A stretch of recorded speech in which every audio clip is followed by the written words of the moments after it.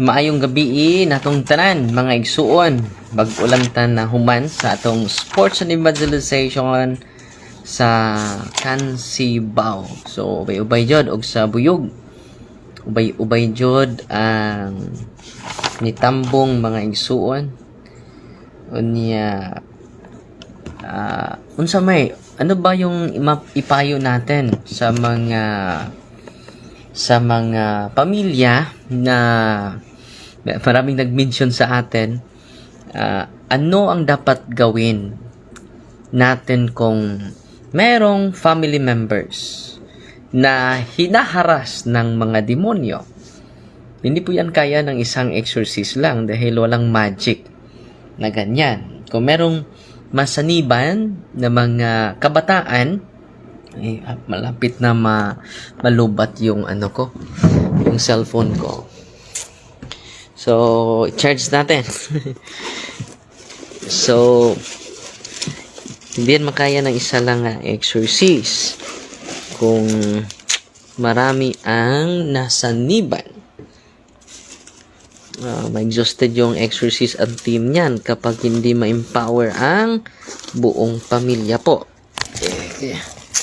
Muha muna tayo ng charger mga kapatid. Hindi ko na malayan na malapit na ako malubat. Para sa mga nakikinig ngayon, lalo-lalo na sa Diocese of Talibon, no?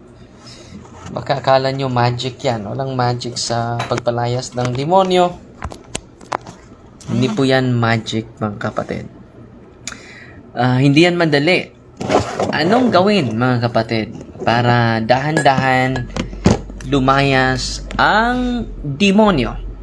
Dahil ang dami mga pasensya na po, maraming tumatawag sa atin, lalong-lalo na sa mga radio station dito sa ating lugar, sa probinsya sa Bohol. Pero dahil punong-puno yung schedule natin, at ang daming mga schedule sa parokya at sa office din.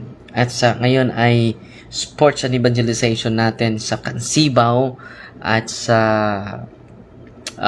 Buyog. So ang daming mga tao, punong-puno yung mga tao at puno ng kagalakan.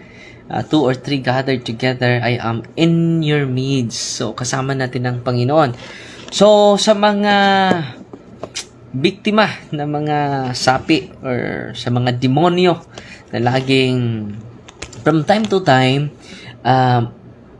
yung mga pangyayaring iyan ay kadalasan kung may pinutol tayo na puno or may bagong pinatayo ng building at ang gumagawa sa pagpatayo ng building ay nagpadugo, nilibingan nila yung 4 corners ng buong area ng mga occult paraphernalia.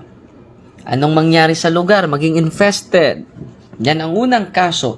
Yan ang unang manifestation, maging infested. Ano ba yung infestation? Maraming mga espiritong nakagala dahil it is a consecration to unclean spirits. Yung pagpadugo, yung paglapit sa mga albularyo. So, sa mga nakikinig ngayon, kung ang pamilya mo ay hinaharas ng demonyo, huwag lumapit sa mga albularyo. Lalong lalala yan.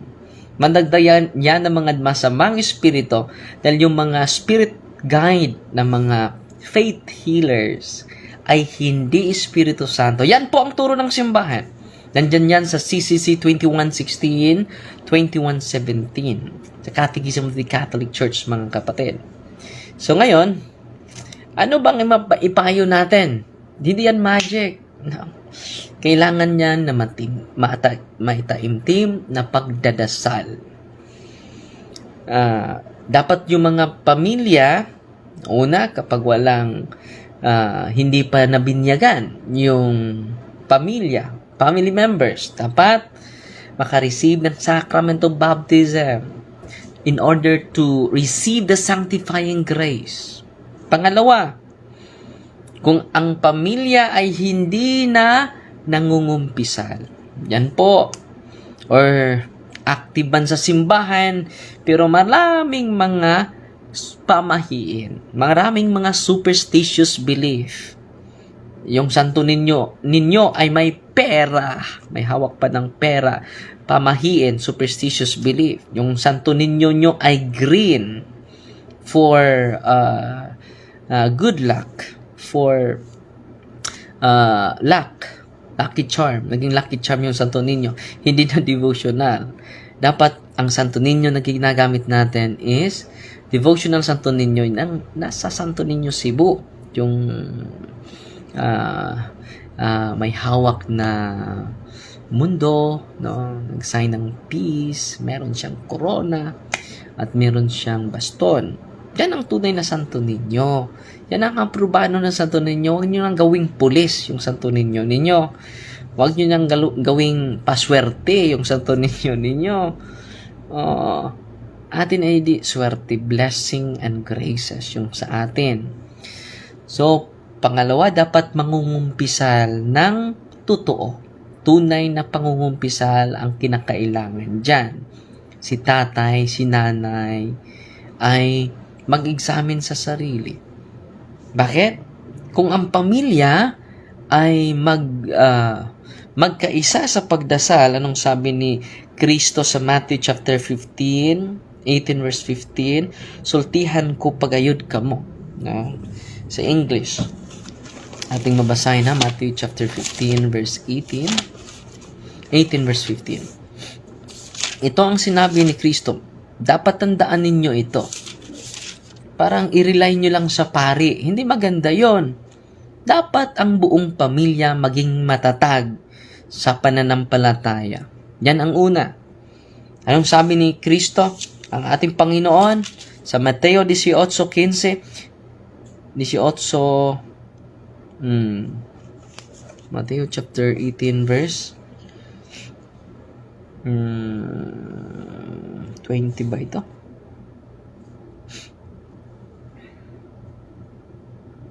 O sa 19. 18:19. Again I say to you, if two of you agree on earth about anything of which they are to pray, it shall be granted to them by my heavenly Father. Usultihan ko mo, kung duha ka ninyo dinhi sa yuta magkauyon sa pagpangayo bisag unsang butanga, kini ihatag kaninyo sa atong amahan nga tuwa sa langit, ihatag jud niya, ibibigay sa Dios. Kon dalawa ang hihingi, manalangin, ibibigay sa Diyos. Anong nangyari? No, lack tayo sa prayer. Sa family, busy sa Facebook. Busy sa Dota yung mga bata. Busy sa paglalaro. Busy sa paglakwatsa. Wala nang panahon sa pagdasal. Itong nangyayari sa Diocese of Talibon ay palatandaan na ang dami ng mga kabataan na walang oras sa dasal. Pero ang kanilang malaking oras ay nilalaan nila sa Facebook, sa YouTube, at sa mga walang kabuluhang mga bagay. At dahil doon, inaangkin na tayo sa demonyo. Kahit ano ng website ang binibisit natin. At dahil doon, naging kakampi na tayo. Ahente na tayo sa demonyo.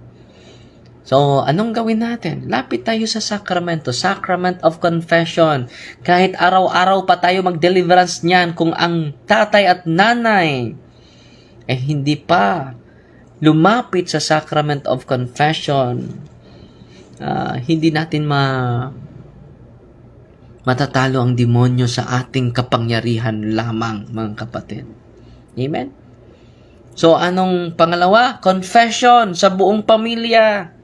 Kaya, hindi na ako ang dapat gawin niyan, ang una sa first 10, dapat yun ang series of deliverance, and then ikatekize yung buong pamilya. Nalalapit talaga sa Sacrament of Confession. Then, ang Sacrament of Confession, matindi pa sa solemn exorcism. Dapat ang Dapat yan malaman natin. Dahil baka akalain natin yung exorcism, isang exorcism lang na prayer. Yung demonyo ay alis na. Hindi. Walang magic dyan. Walang magic dyan, mga kapatid. So, ang dapat natin gawin, una, buong pamilya magkaisa sa pagpatatag sa kanilang pananampalataya, mga kapatid. So, hindi natin nasagot yung mga tawag sa radio station natin dito sa probinsya natin. Punong-puno yung schedule ko. Kagabi ay knockout po tayo. Ang daming ini-exercise ko. 10 yung in-exercise natin. Pero sa awa ng Diyos, yung 5 ay malaki na yung improvement. Pero ginawa natin ng series of deliverance. Ano pang dapat natin gawin? Magsamba. Dagdagan nyo yung pagsamba ninyo. Dahil ang daming mga Katoliko, wala nang oras sa pagsamba. At dahil doon, tayo po ay pinagnanahan na ng demonyo sa ating kapiligiran, sa ating isipan. Yan ang rason.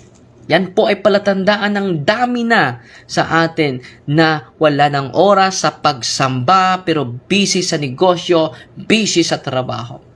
Walang magic sa pagpalayas ng demonyo. Ang makapalayas ng demonyo, yung possess mismo, kung participate siya sa rule of life ng simbahan, mga kapatid. Una, magsamba, regular na magsamba. Baka yung buong pamilya ay busy na sa, ano bang kahulugan ng busy? Being under Satan's yoke. Delikado po yun. Wala na tayong oras sa pagsamba, wala na tayong oras sa pagdasal ng banal na rosaryo. 15 minutes lang, 20 minutes lang yung pagdadasal ng rosaryo, pero napapagod pa tayo. Walang exorcist na magician. Dapat ang buong pamilya ay makatikize sa kahalagahan ng sakramento. Ano pa? Na sakramento na dapat natin natanggapin, confirmation. Maraming mga kabataan na walang confirmation. Kailan lang magpakumpirma kung meron ng schedule sa kasal. Dapat itong confirmation is strengthening the gift of the Holy Spirit. Kaya nga, dito sa ministry natin, kung ang possess ay hindi pa naka-receive the sacrament of confession, hinihikayat natin. You need to receive the sacrament of confirmation. Okay? 5, dapat nakasal sa pari yung pamilya. Yung nanay at tatay. Live-in lang. Dapat makasal. Dahil ang unang milagro ng ating Panginoong Hesukristo nangyari sa kasal sa Kana, di ba po? Yan ang katotohanan. Ang daming mga nag-live-in ngayon. Ang daming nag-civil wed ngayon. Parang wala na kayong tiwala sa simbahan. Ang simbahan ay ibinigay sa atin. Itinayo ni Kristo para sa atin. To receive the sacrament, the grace, the sanctifying grace from God. When we receive the sacrament, we receive the fullness of God's grace. Anong sabi ni Kristo?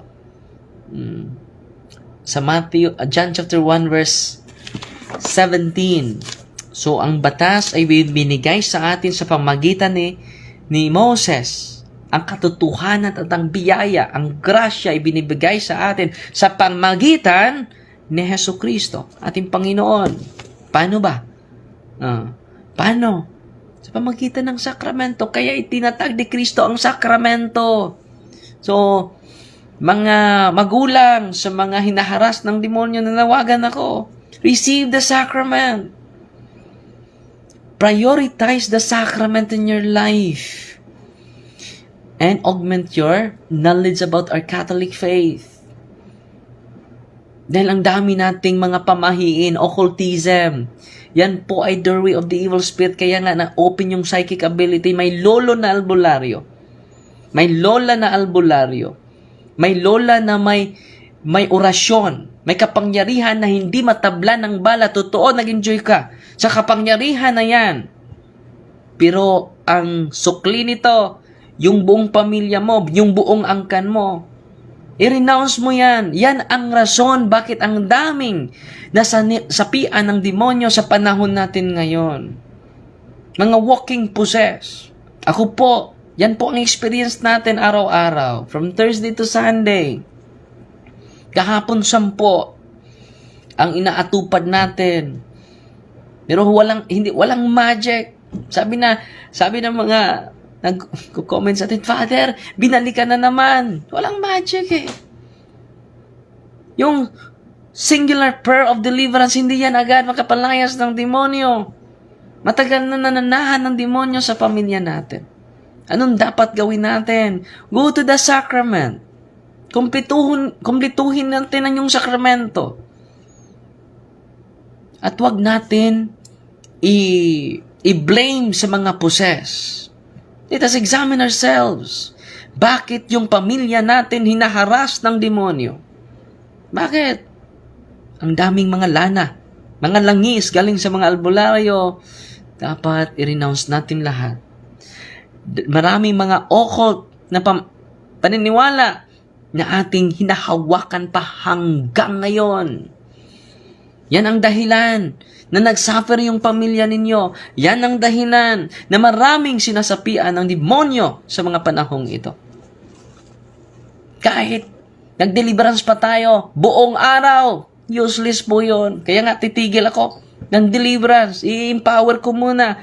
I-catechize ko muna yung buong pamilya. Dahil kung buong pamilya, kapatid, nalayas ang demonyo kung magkaisa. Yan ang sabi ni Kristo sa Matthew chapter 18 verse 19. Malinaw na malinaw po ang talatang ito. Sultihan ko pagayod kamo. Ito ang sinasabi ni Kristo. Kung duha ka ninyo dinhi sa yuta magkauyon sa pagpangayo bisag unsang butanga. The power of prayer. Ano nangyari sa atin? Wala na tayong panahon sa prayer.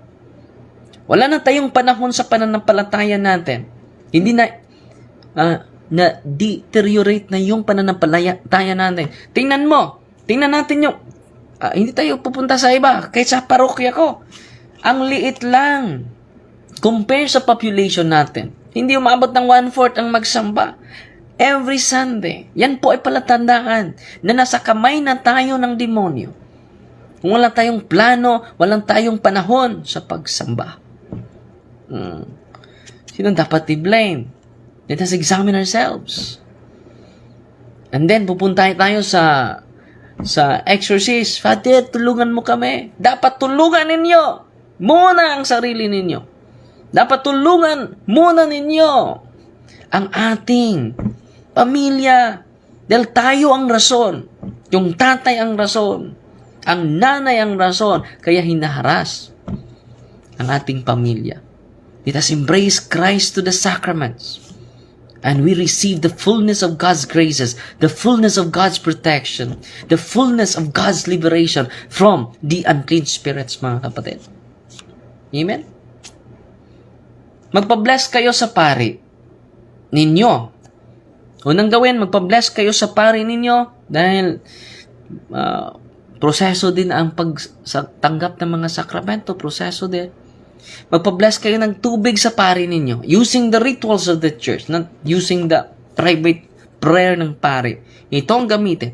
Prayer of deliverance. Dapat lahat ng pari ay meron nito. Catholic Handbook of Deliverance Prayer. Dahil sa bandang huli nito ay may blessing of sacramentals. Malaking tulong po ang sacramentals. Itong prayer of deliverance is sacramentals.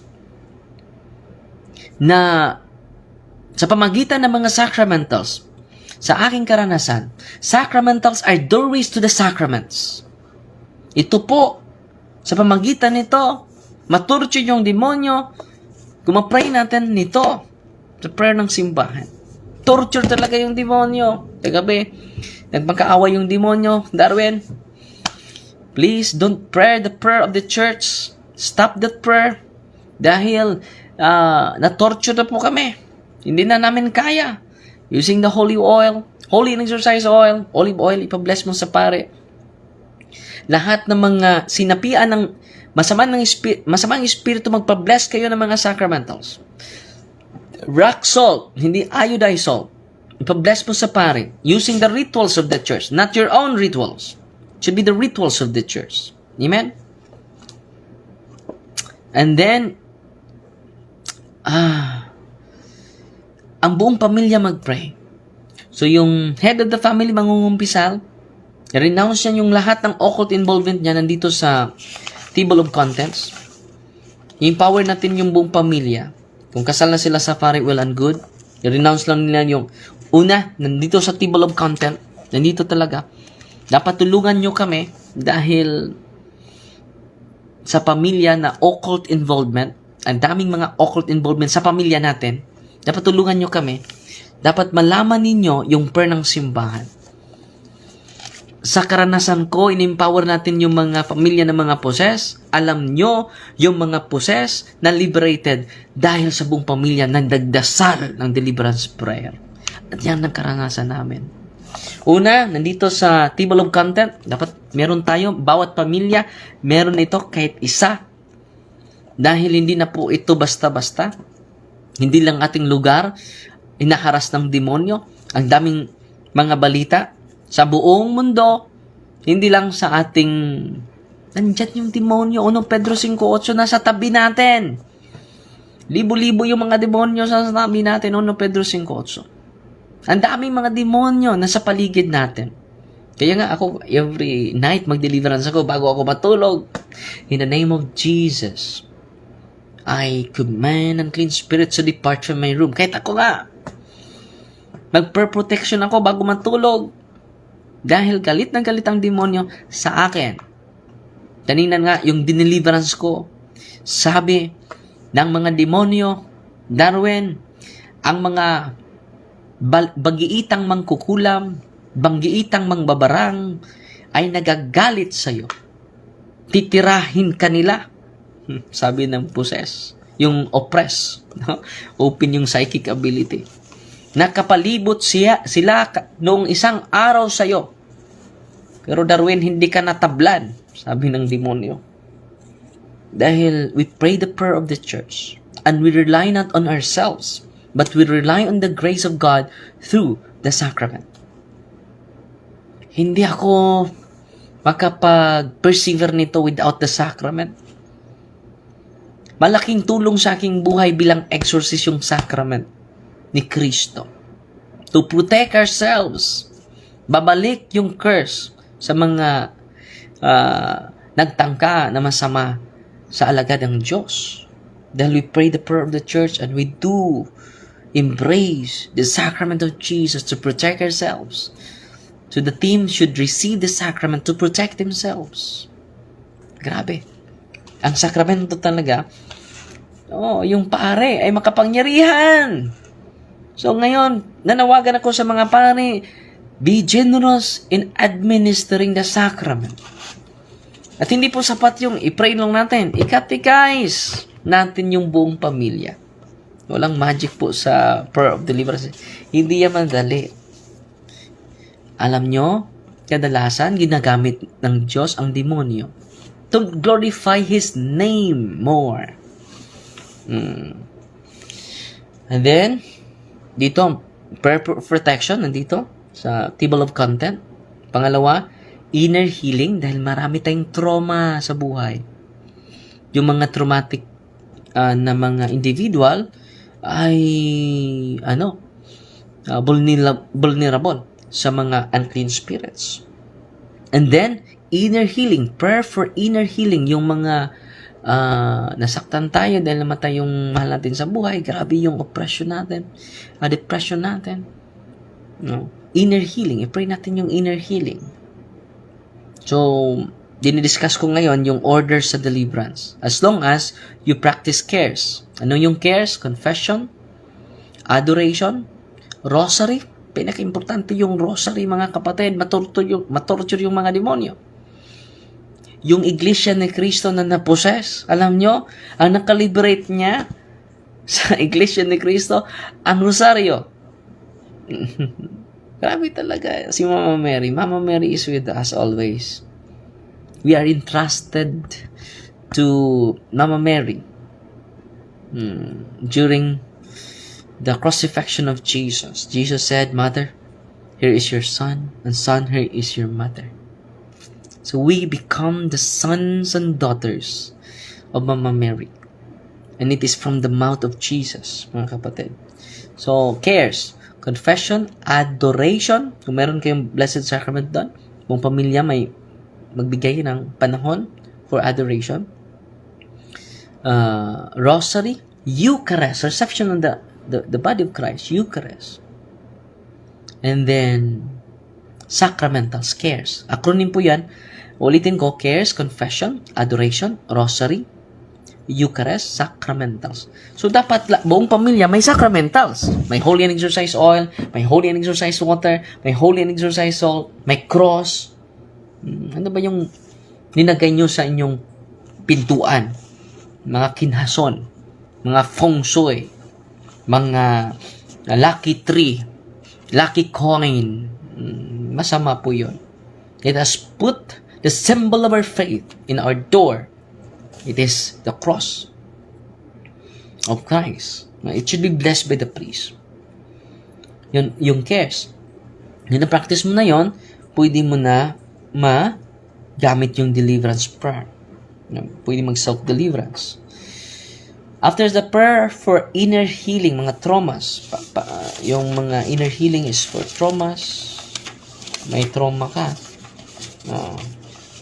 Ngagamit po ito. Mga woundedness, yung mga malaming mga sakit ng dibdib. No? So, a person's life and these areas can become as strongholds where these spirits gain the power to resist expulsion. It is therefore necessary to bring about healing in this area. And forgiveness, hatred. Grabe yun. Yung puot sa ating puso. So, grabe yung, yung inner healing. Maraming mga pasyente natin sa inner healing lang, iiyak na, mag-react na. And forgiveness and hatred in the heart are the greatest blocks to the graces of liberation. So, marami ka pang puot sa damdamin natin. So, ang dami pang proseso, walang magic talaga dyan. Okay? So, after inner healing, ano pa dito?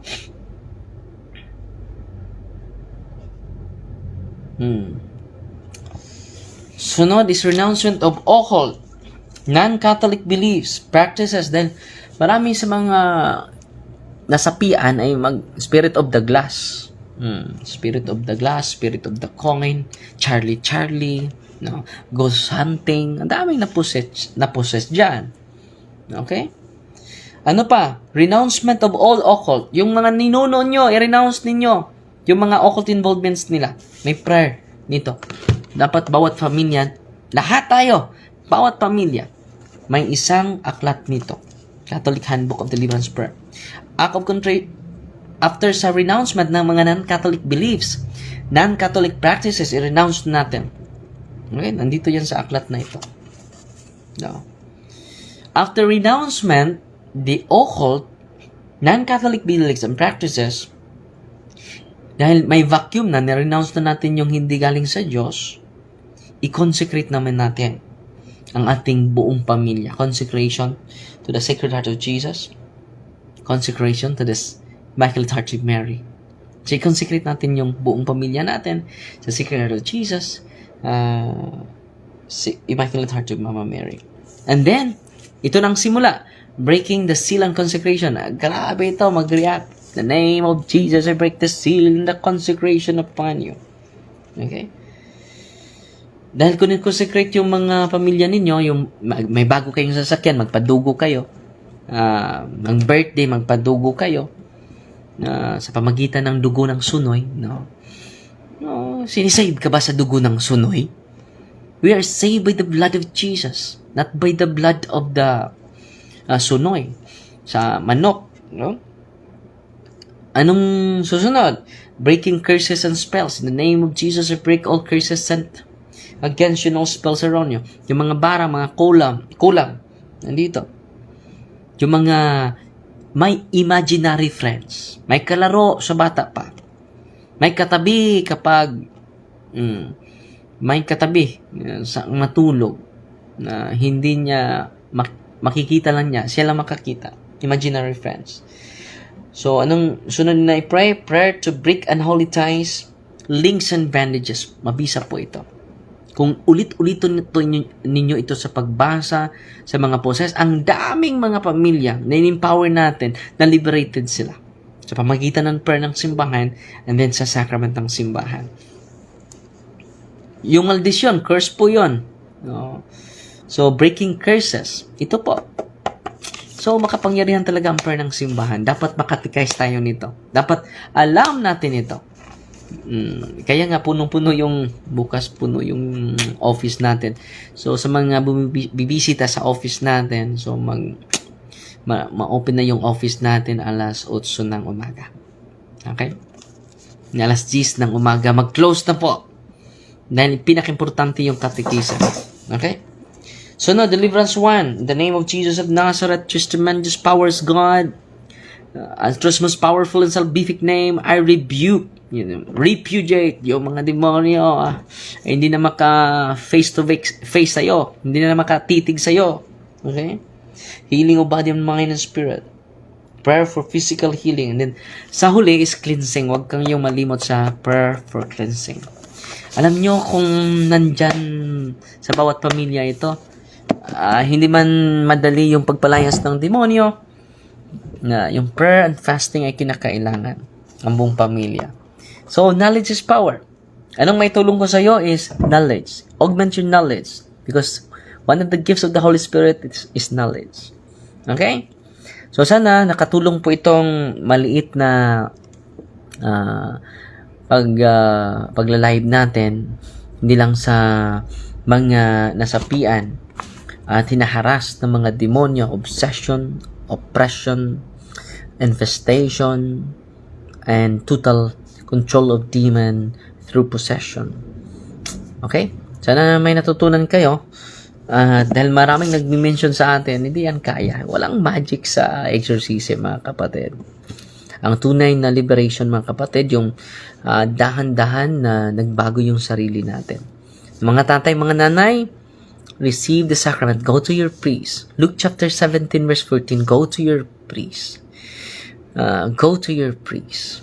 At sa mga pangaring nakikinig ngayon, dapat meron kayong knowledge about deliverance. Empowerment. So kung buong pamilya ay may empower sa paggamit nito, ang daming mga sakit, oppression, demonic oppression, mga sakit, financial crisis, maproteksyonan. Meron akong dumapit sa atin na kahit anong gagawin niya, malapit na siyang makapasok sa trabaho, tinatawagan na siya sa araw ng pag-report niya. Hindi siya tatanggapin. So, ilang taon na po yun. Yun po ay curses, maldisyon. Sa pamagitan ng prayer ng simbahan at sa sacrament. Paglapit natin sa kaparian. All priests are healers. Sa pamagitan ng sacramento, we will be liberated. Basta sincero yung pagkumpisal natin. Pero yung pagkumpisal natin ay for the sake of compliance lang. Hindi po yan maganda. Hindi po yan makatulong. Hindi po yan makatulong. Alam nyo, yung taong ito na lumapit sa atin ay nakatrabaho na. For how many years? That is oppression. So, dapat malaman natin yung prayer ng simbahan to protect us. At magtatanong kayo, Father, layo lang kami. Wala kaming authority dyan. Meron! Nandito sa page 22. Last paragraph. 23. Lastly, these deliverance prayers for the individual lay Catholic.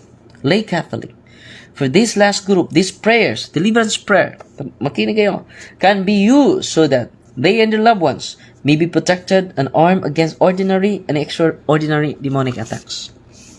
So, individual lay Catholic. Pwede nito. Sino ba yung individual lay Catholic? A word of caution here. A word of caution is in order here. When I say individually Catholic persons, I mean those who are practicing Catholics. Yung practicing Catholics is receive the sacraments, cares. No. Yung kapangyarihan, hindi tayo makapalayas demonyo without the sacrament, mga kapatid.